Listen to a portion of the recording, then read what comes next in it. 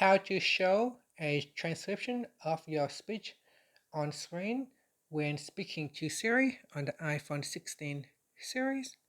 First, let's return back to the home screen by swiping up at the bottom of the screen.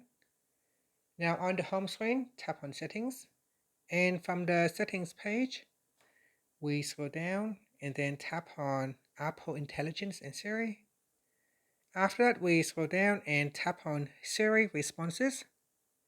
Now tap on Always Show Requests. Tap on the toggle button to turn on or switch off this feature.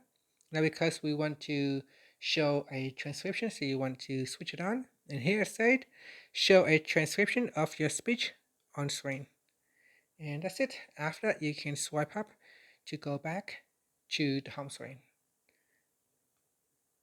Hey Siri, how are you?